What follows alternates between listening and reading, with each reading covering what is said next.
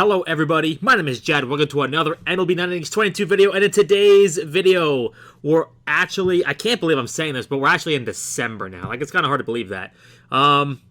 Hopefully today's video goes out on time. I've been, like, procrastinating doing the video today. I've just been, like, hanging out at home, enjoying, like, the fact that I'm done with classes, so I apologize. But just trying to relish in the fact that I didn't have to get up for class this morning, like, before the crack of dawn. I'm just like, my goodness, this is incredible today. But anyway, let's get into the video for today. First things first, we're going to go do our daily pack for the day, but then we're going to go and we're going to pivot into a mileage sig. We finally were able to like get a free agency attempt or two in, as opposed to like last week when we had like 3 chances and then I just signed it on a 0% bar. Couldn't believe it. Today I actually got like 40 chances and then I finally signed them at like a 40% bar. And then I did get enough for a mileage sig, which is actually incredible, unbelievable. But here we are. So let's go run it real quickly. I believe I can just... Nope. My phone case is like blocking me from actually clicking this button. There we go. I believe I can just go through here real quickly and go right to mileage sig. So, I mean, it'd be pretty incredible if this was the Yankee at this point. But, you know, are we even really, like, excited for a Yankee card? Like, imagine it's something crazy that we need. Like, imagine, like, Garrett Cole. Take a sip of my drink. That'd be incredible, but I'm not really going to really hang my hat on it being a Yankee. I mean, we've already had some incredible luck, but let's see what we get here. Watch it be a Dodgers sig. That'd be pretty funny, right? Paul Goldschmidt. That's a pretty cool sig. Current National League MVP. It's funny because a couple seasons back, my friend and I were like talking about how we're just like, man, Paul Goldschmidt just does not get the respect he deserves. He gets overlooked for, like, Silver Slugger awards and all that stuff. And then now he goes and wins National League MVP. Like, I always thought, like, Paul was a little, like he wasn't looked upon that fondly. But, you know. Anyway, I spoke last week saying about how this week we would be doing Blues and Greens. I did not have the money to buy the Blues and Greens packages. And besides, I don't have anyone to use the Blues and Greens on anyway. I had to go buy some books because I'm doing some winter courses. And I have to pay for college, so I will be buying the PSET package next week on Friday when I get paid, but I didn't work last week. I had vacation, so I basically made, like, no money, and my life's a mess right now, if you guys couldn't already tell. But it's not like we even have anyone to blue and green anyway at this point. Like, yeah, technically I do have Betances and Britton here, but, like, the problem is they're bottom skill 3s. I could at some point just decide to throw blues and greens at them, but at this point it's kind of, like, not ideal.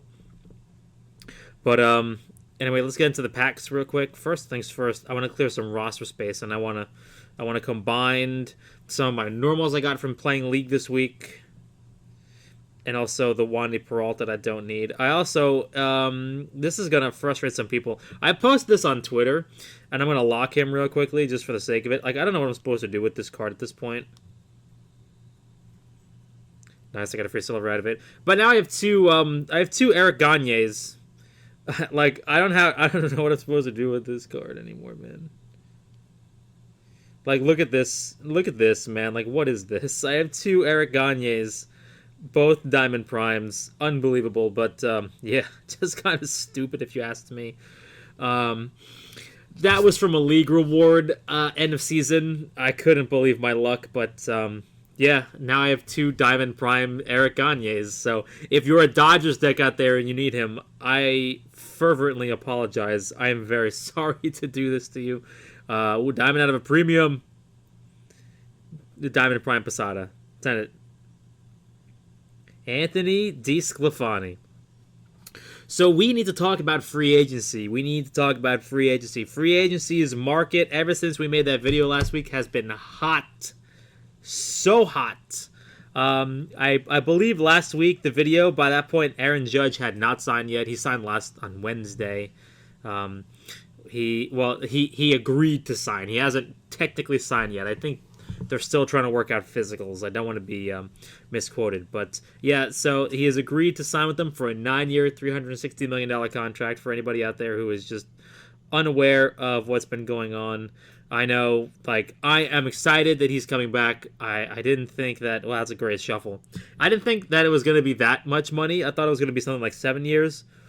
But all the power to him. He got a heck of a raise. That's, like, the highest AAV contract a position player has ever gotten in the majors. he has deserved it, and he is going to be here for the rest of his career, hopefully. On top of that, the Mets have gone absolutely just off the deep end in terms of spending. I believe right now, according to Passan, and according to Jeff, their payroll, including their tax, is something along the lines of $421 million. I mean, bad job by Steve Cohen. I think he could have scraped that $1 million away, and I think he could have gone to a more meme-worthy number. Ex-Yankee Ben Gamel, nice. You know what I'm saying. Like if you took $421 million and you took $1 million off of that, you got to a nice meme-worthy number. That'd be great. Unfortunately, Steve Cohen is not the meme lord we assumed he was. That was a 5 silver into a diamond. You'll love to see it. Oh my goodness. But anyway, the Mets went absolutely nuts. I did not think that Brandon Nimmo was going to get 8 years. I knew like he was going to get some kind of contract by them. I mean, he's a really underrated player for them, and he's pretty good, but I don't think that his injury history is indicative of an 8-year contract. I was surprised they signed him for that long. My dad's a Mets fan. He was surprised he got signed for that long. I walked in the house, and I'm like, yeah, the Mets just signed Brandon Nimmo, and he's just like, what, 4 years, 100? And I'm like, no, 8 years, 160. So I think that he got lower on the AAV than my father was expecting, but I just cannot believe the number of years he got. I mean, I ran through the numbers the other day. I couldn't believe it. Brandon Nimmo played like 63% of the games he's played. Like in terms of the games he's been able to play. So like if you count up every year but his rookie year, he's only played 63% of all the possible games he can be eligible to play. And I'm just like, my goodness, this guy's never available. What's happening? Like, how do you give that guy 8 years? But I mean, I guess it's it's just a market and everything. But that's a lengthy contract, I think, for a guy that's had an injury history, similar to like DeGrom. You're just kind of looking at that like the Rangers, and you're just like, you're going to give a 35-year-old that long of a contract? Like, I couldn't believe it. I mean, the free agency this year has been absolutely nutty. Like, I don't know what's going on, but everyone has collectively lost their minds this year in terms of signing free agents. So, I mean, it's incredible. The Mets signed Verlander for $43 million for 2 years. I mean, they signed Kodai Senga for 5 years, 75. And also because of the fact that Kodai Senga has an opt-out, they didn't have to actually pay the posting fee, I don't believe. So it's going to be an interesting deal. I mean, I'm not sure what Kodai Senga is going to be. I mean, I've seen the videos of him, but as you know, I've seen in the past with almost every Japanese free agent that's come here, like pitching wise, like all of them seem to have UCL issues. I mean, I don't remember if Daisuke Matsuzaka had UCL injuries, but like you look at Otani and you look at Tanaka and you look at Yu Darvish, they've all needed Tommy John surgery. Well, Tanaka managed to dodge that bullet, but it was always a concern with him. I mean, back in 2015, we weren't sure if his UCL was going to fall off. He got a second opinion and healed fine, but it was always that lingering thought in the back of your mind is like, is this the year that Tanaka's arm is finally going to collapse? Like, you weren't sure. And I believe that he did a good job of trying to mitigate the issue. I mean, we all know as Yankee fans, we were always conscious of the fact that, Tanaka may not pitch his best in the regular season. He's going to be saving his bullets for the postseason when it really matters. He's going to pitch his best because he doesn't want to wear out his arm until the postseason, basically. But, I mean, that's my concern with Kodai Senga. I mean, like, I look at that deal and I'm just like, wow, it's a risky deal, obviously. But, sometimes when you want to sign somebody, you're going to have to make a risky move. I saw the Red Sox sign Kenley Jansen for 2 years. I mean, I don't know how that's going to turn out. I mean, I'm not sure. They seem to have a good bullpen, but, I mean, they've lost Bogarts. I don't know where Dingers is going to sign.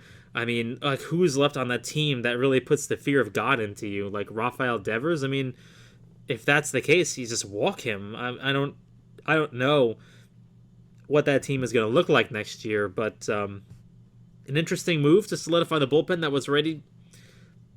Like, having a good bullpen is good, but if you can't get to the bullpen with a lead, then what good is the bullpen?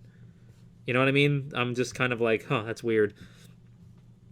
I think the Orioles are a good example of that too. It's kind of like last year. The Orioles had a good bullpen, but they could never get to the bullpen with a lead because their stars would give up the lead, or their offense wouldn't score enough runs. And what do you end up with? Yes, you end up with like a fourth place team. I mean, it's just kind of, it was weird. But anyway, that's enough ranting about that. I mean, I think that it was a high. I think it was like 16 million a year for Kenley Jansen. I mean, I'm just like, look, it's Kenley Jansen now. I mean, I don't know if Kenley Jansen is Kenley Jansen a couple of years ago. I mean, if you look at the numbers, it's not exactly amazing. It's not like Kenley Jansen Dodgers Sigs Kenley Jansen. It's kind of like now he's 35 all of a sudden. I don't know about that, but if they want to take a chance on him, then fine. It's just like, wow, that's a lot of money for a guy that's on, in my opinion, the back nine of his career, and a team that's honestly, in my opinion, needs other things instead of a closer right now. So I don't know. Maybe we could, that's, and then like you've got the Padres who have gone absolutely nuts. I mean, the Padres have actually just lost their minds. I mean, like, cannot believe the Padres offered Judge $400 million. Cannot believe the Padres offered Xander Bogaerts 11 years. Cannot believe the Padres offered 11 years, like if I think it was like 11 years, 340 to Trey Turner. I mean, just, I didn't get a single diamond out of these packs. It's amazing. I mean, just incredible numbers getting thrown around. Like, this offseason is insanity right now. I mean, I'm waiting now still to hear about Carlos Rodon. Last I heard, the Yankees were still the favorites for Carlos Rodon. There's a Nestor Cortez card. But I'm still waiting to hear about, nice little Diamond Prime. Thank you very much. I'm still waiting to hear about that. I'm still waiting to hear about a bunch of other things. I think my favorite part of the offseason so far wasn't so much how crazy this offseason has been. It's been more or less the fact that you had Ken Rosenthal come out, and he's like, Arson Judge is going to the Giants. And then within about maybe 25 seconds, he retracts it. I couldn't believe it. It was one of like the funniest things I've seen. He just breaks the news that Aaron Judge, who he misspelled his name by the way, is going to the Giants. And then, as it turns out, someone said, "Hold your horses there, bud. I don't think so." And then he still goes to the Yankees anyway. I mean, it was just a tremendously fun couple of hours. I mean, look, it put the fear of God into me. That's for sure. I thought for sure he was gone at that point, but thankfully he stayed a Yankee. And oh, that's a cool. I have not seen that Cody Bellinger Prime yet. I do not have him. No, I didn't get him. That's such a weird looking card art. It looks almost like one of those, like that anime filter that's going around right now. It doesn't look like real life. But speaking of Cody Bellinger, he went to the Cubs. I mean, I did not see that move coming. I absolutely did not expect him to go to the Cubs. 1 year deal for him, I believe, going to the Cubs for I think $17 million. I'm surprised it was, just 1 year. I was expecting a multi-year deal, and apparently he had multi-year deals on the table, but I think his agent's Boris, I believe, who said that 1 year deals should maximize his value, and I agree with that notion, but I mean, we'll see if it works out for him. I'm really not sure. He's got a long road to go to rehab his career. Nice. I'll finish off on a diamond. Okay, so let's go do our premium vintage pack. Like I said, it's been a crazy week. Like, there's been a lot of signings and a lot of movement. Wilson Contreras went to the Cardinals. I mean, like, a bunch of other crazy deals too. And the other thing about the Mets is the fact that, like, they have a $421 million contract, $421 million luxury tax payroll right now, including their fines. But, like, they're not even done yet. They need other people. Like, they still probably need to want to upgrade from Brian. They want to upgrade from James McCann. So, I mean, there's a couple catchers on the market that they can still sign. I mean, they still have moves to make. And they're at $421 million in tax payroll right now. I mean, it is amazing. I think they could be looking at a $500 million payroll this year, I believe. I mean, it's just incredible. I still gotta do this ranked take. I gotta do my ranked refresh. I refreshed it and then said I don't want to wait to, I'll do the video first. Let's see. I thought Castilla was like further back in the combo material, so I'll do him. But we'll see what happens. I mean, there's still a lot of time left to go. The winter meetings were really the catalyst for a lot of these deals getting done, and now that winter meetings has concluded, now we all have to play this weird, sick, twisted waiting game to see what's going to happen, which is possibly the worst part of the season for me, is sitting here waiting for, deals to be done, essentially. It's always the most painful part of the season. I think what we will do today, though, in terms of our material, is I'm going to use the reg skill changes on Rudy May to see if I can get him a set to get him in the lineup, because while I do want to, I do want to. Oh wow, one alert's been identified. Is it the alert that I can't pull I can't pull a legend? Is that your alert? Because I know I can't pull a legend, man. This game's broken. There's actually something else I want to talk about, too, in terms of that department as well, of not pulling legends. But I want to get Rudy May in the lineup. So that's who we're going to skill change today. We're going to see if we can get him a set. So first things first, we're going to use our 3 pre-win skill change tickets on Luis Severino, as if we had any other target to use it on today. Going to see what we can get from him. Probably nothing, but hey, that's why we run the tickets, right? I didn't mean to reset that, but whatever. I don't want to look at BPD anyway. Tempted. Yeah, nothing. Boss, ace, nothing. Alright. Rag skill changes, but there was a compensation sent out today from Com2 because of the fact that apparently they had provided inaccurate rates for, I think, Piazza and for Randy Johnson on the historic player pack, which is hilarious if you ask me. That's really funny. But I mean, it's like, how do you mess that up? It seems like something that's pretty easy to not get wrong. And on top of that, their compensation for people was not to give them it, like, I didn't buy them, so I don't expect any compensation from it. But for the people who bought them, their compensation for that package was not to give them a free historic player package, but their compensation was to give them 1 premium vintage pack for every package that they had purchased, which for some people, I know somebody in my club had 50 premium vintage packs given to them and managed to pull 0 legends from the packages. So I don't even know if anyone even got a legend from the packages. And if you ask me, I think that was a pretty dumb compensation in my opinion. I didn't agree with the compensation that they give out to people. I thought that was a little weak. I thought it needed to be a little stronger than that. I think they needed to actually, make a better concerted effort in terms of what they offer instead of just giving them, lottery tickets. That's actually a pretty decent skill set, minus field commander. That was a good chance. But if you ask me, I thought it was weak. I thought it was trash. I thought they could have done absolutely a lot better. And I thought that, again, a company that proved to us that they can do nothing right continues to do nothing right. And as you can see, this is why I'm not the guy who does the official live streams, because I will sit here and I will complain about them all day long and I'll still buy their products. Oh my goodness. Anyway. Nah, I keep seeing finesse. I want to see finesse, baby. So I feel like if we can get skills on Rudy May, we'll slot him in. I'm hoping for some kind of mental relief, or maybe we can get him in the setup spot and then just work on somebody else, maybe Britain. See if we can get him a set down the road. Dom Finn, I need that 3rd skill, though, man. Fixer, Giant Crusher, no. But anyway, that was what happened this morning. I woke up to that, and it seems like it was general disappointment. I think a lot of people are very upset about that. You can't see it right now, but I'm doing, like, air quotes, like, compensation. Like, yeah, you really compensated people. Maybe, like, give them a historic pack instead of that nonsense. You give them, like, lottery ticket premium vintages, and no one hits on anything. You're just like, oh, sorry about that. Well, we gave you the packs. It's not our fault that's, like, a, 2% chance of you getting a legend from it, or, like, a 0.5%. That's not a bad set. I don't think that's good enough. I think you need Dom or Finn.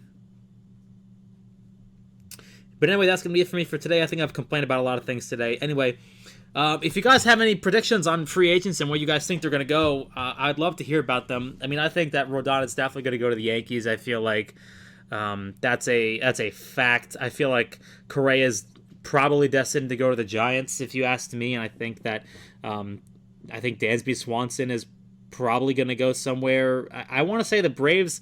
I heard they're pretty quiet right now, but I think the Dodgers are trying to reset their luxury tax in order to go after Ohtani next year. But I mean, who knows what they're doing? You never know. But anyway, that's being said, I hope you guys have a good day. I hope you guys enjoyed the video, and if you guys want to see more, if you guys want to leave a like and subscribe, so that way you guys get these videos sent right to your inbox every week. I upload every Monday around 3 o'clock.